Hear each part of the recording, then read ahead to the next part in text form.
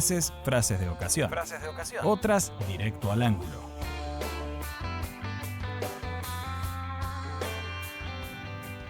Ahí escuchamos el riff de Gustavo Cerati en Soda Stereo. Bueno, sobrecitos de azúcar. El día de hoy, hace bastante no hacemos sobrecitos de azúcar. Hoy traje un análisis político del momento, de la coyuntura, oficialismo, oposición. ¿Cuándo lo pensaste? Y lo pensé ayer. ¿Todavía sirve? Todavía sirve. Procede. Digo, cambia todo, pero sí, muy cambiante. Sí, totalmente. Hay una idea general de la columna de hoy que se podría resumir en la siguiente fórmula. Milei dejó de ser inevitable, pero la oposición todavía no se volvió posible. Bueno. Yo creo, desde luego, la columna de hoy, si bien está basada en algunos datos, más que nada responde a un análisis arbitrario, desde luego propio. Yo sospecho que el oficialismo comienza a mostrar cierto desgaste, ¿no? Pero que ese desgaste no se transforma automáticamente en crecimiento opositor, que es un poco lo que mencionaba Andrés Malamud y lo vamos a estar comentando. Dale, meta. Posteriormente. Ahora bien, ¿qué es lo que veo yo en el gobierno de Javier Milei? Yo veo una suerte de crisis de credibilidad, ¿sí? No una crisis política, no una crisis económica, no una crisis de representación, sino más bien de credibilidad. ¿Qué quiere decir esto? ¿A qué me refiero con esto? A que no necesariamente el gobierno está perdiendo votantes, ¿sí? Sino que me parece que empieza a perder confianza. Hay una parte del electorado que todavía puede seguir votando a Milei, pero que ya no necesariamente cree o confía en él como antes. Y acá es preciso diferenciar la intención de voto con la confianza política, ¿no? A mí me parece que se empieza a erosionar un poco aquella idea del Milei excepcional, del Milei distinto a todos, de ese líder outsider diferente que viene a romper con la tradición política. A mí me parece que esa idea está comenzando a erosionarse y que el outsider se convirtió poco a poco, lentamente y aún no del todo, en ese político tradicional, ¿no? Okay.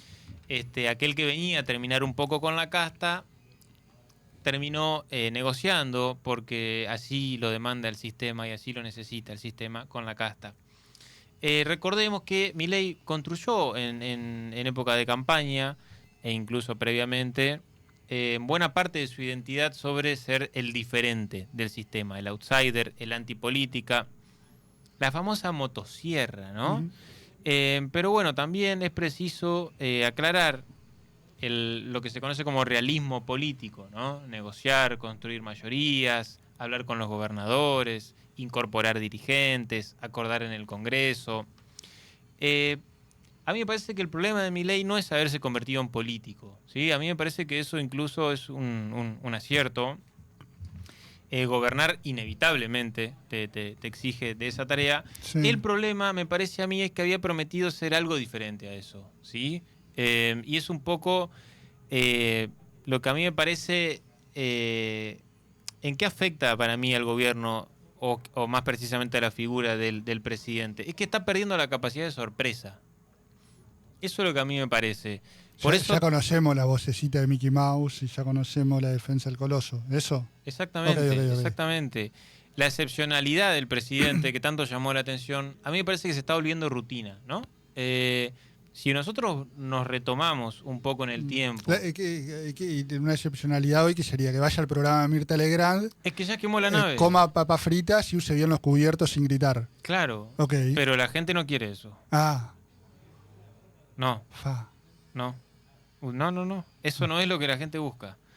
Ahí, entonces... Y ya se quemó la nave. Y ahí ahí para mí... Para. ¿Vos le picaste el boleto entonces? No. Yo no le estoy picando el boleto. Porque aún queda pendiente la cuestión económica. Esto es una cuestión política. ¿Sí? Dale. Recordemos, en 2023, cada aparición de Milei sorprendía. La motosierra sorprendía. Los insultos aún nos sorprendían y el estilo todavía nos sorprendía. Hoy me parece que ya conocemos a Javier Milei. Eso tan excepcional, tan llamativo, tan interesante incluso, comenzó a transformarse un poco en cotidiano. ¿Y cuál es el problema de este estilo de hacer política, que es la provocación? Que necesita todo el tiempo novedad, ¿no? Necesita todo el tiempo una especie de retroalimentación y cuando se vuelve permanente deja de provocar. Incluso ayer, antes de que yo haga esta columna, la cual me voy a tirar flores, titulé un sector, Milei extraña ser el rockstar, titulé un sector y él anunció que iba a volver con los recitales, permítanme decirlo, tuvo un momento de epifanía. Muy bien. A mí me parece que esta imagen puede servir un poco para desarrollar esto de lo que estaba hablando, ¿no? Ajá. Esto de la credibilidad, de comenzar a verlo a Milei como ese político tradicional, que no es casualidad que ahora anuncie que va a ser una especie de show, ¿no? Sí. Sí, buscar esa épica que tenía en el 2023, esa rebeldía, esa lógica antisistema. Y por otro lado, en el sector económico, el análisis que yo encuentro o que yo hago, y también tomando, ¿no?, algunas ideas de Malamud, de O'Donnell, de Carlos Fara, etcétera, tomando un poco de todo. De O'Donnell, politólogo. No, de María O'Donnell. De María O'Donnell, Sí, politóloga. politóloga. Bien. A mí me parece que la inflación ya no alcanza. Ok. Obviamente, desde luego, comparando con el gobierno de Alberto Fernández, hay que reconocer el logro de haber bajado la inflación, pero ¿cuál es el tema? Y esto lo anuncia Maquiavelo en El Príncipe en el siglo XVI. Sí. Los pueblos son tornadizos, es decir, que son cambiantes. ¿Qué pasa? Antes quiero que pare la inflación y ahora quiero vivir mejor. Es una demanda que todo el tiempo va creciendo. Son dos cosas completamente diferentes. Esa es un poco la paradoja del éxito en la política, ¿no? Que una vez que la inflación empieza a bajar, aparecen nuevas demandas, salarios, empleo, consumo. De manera que esa es la naturaleza de la política. No podemos quejarnos de eso. Cuando resolvemos un problema, aparece inmediatamente el siguiente. Y el otro tema es que quizá la inflación no era el único problema, ¿no? Quizá Estaba al tope. estaba al tope, Sí. desde luego, pero quizá la inflación no puede ser un fin en sí mismo, bajar la inflación, ¿no? Es una duda que tengo. Quizá también haya que mejorar un poco la productividad, el empleo informal de lo que estábamos hablando. Y por otro lado, y ya para cerrar el bloque... La plata en el bolsillo. La plata en el bolsillo. El nivel de ingreso. Más El que nivel de ingreso. La productividad, se ve, no importa si a vos te dan un plan o si vos tenés un salario en una industria que exporta. Lo que importa es que vos tengas guita en el bolsillo para comprar cosas. La guita, para comprar cosas. La viva. La viva. Volviendo un poco al inicio del análisis, yo hablaba, ¿no?, de cierta erosión de credibilidad, cierto... Bien.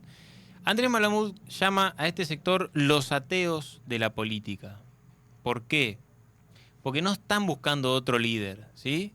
Este crecimiento de números en las encuestas que está siendo negativo para el oficialismo, no están buscando otro líder, simplemente están dejando de creer. Por eso la palabra ateo, ¿no? Recordemos también que no todo el voto Milei era libertario, ¿sí? Milei capturó un electorado que no necesariamente estaba adherido a las filas del libertarismo, pero que sí estaba disponible o que sí estaba buscando cierta ruptura con el pasado. Andrés Malamud nos dice, yo sospecho un poco de esa idea, si se me permite, una especie de tercer espacio, ¿no? Una nueva representación política o un puente quizá hacia el peronismo. El desafío de la oposición, y nos metemos de lleno ahí, no consiste solamente en conseguir que alguien deje de creer en Milei, porque eso está sucediendo, sino que más bien tiene que lograr que vuelva a creer en tal. Ahora bien, ¿qué veo yo en el peronismo? Yo veo dos crisis. En el gobierno veo una, en el peronismo veo dos. 30 segundos para enunciar dos crisis. 30 segundos. Dale. Una crisis de liderazgo y una crisis de proyecto. La crisis de liderazgo, ¿cuál es la pregunta? ¿Quién manda? Okay. La crisis de proyecto, ¿para hacer qué? Me parece la segunda un poco más interesante que la primera. ¿Por qué? Porque el peronismo tiene una líder que no puede ser candidata. Es la líder. Sí. Nadie pone en duda eso. Cristina. Sin duda alguna. Okay. No, podía ser Hilda Dualde, dale. ¿Y cuál es el otro problema? Candidatos que no pueden convertirse en líderes. Entonces, tener el cargo no significa simplemente ejercer el poder. Es un poco lo que vimos en 2019, ¿no? Sí. La unidad dentro del bloque de la oposición no puede ser un proyecto. Es como un poco la idea de la inflación en el gobierno, ¿no? Sí, La sí. unidad no es un fin en sí mismo. Sí, sí. Y ahí es donde llega la pregunta, ¿para qué quiere volver a gobernar el peronismo? El peronismo puede resolver su interna y continuar sin haber resuelto el problema sustancial, que es ¿para qué va a gobernar? Ok. Y por último, Dale. estoy empezando a ver esta idea también, se la escuché a Martín Rodríguez, una especie de romantización de Sergio Massa dentro del sector de la oposición, ¿no? Bueno, un poco de mística, ponele. Un poco de mística, está bien. ¿Qué podemos reconocerle a Sergio Massa? Cierta capacidad de negociación. Sí. ¿Pero alguien sabe qué país imagina Sergio Massa? No. ¿No? ¿O sí? Sí, qué sé yo, sí, más o menos. Bueno, está bien. Está bien. Más o menos. Y para cerrar, ahora sí, el problema más importante que yo veo en el bloque de la oposición, el proyecto, ¿sí? Massa, Kicillof, Máximo, son preguntas que siguen sin responder cuál es el proyecto de país de la oposición, que a fin de cuentas es hacia dónde quiere llevar a la Argentina. Emiliano Jatib y su saco Sí, de azúcar. saco.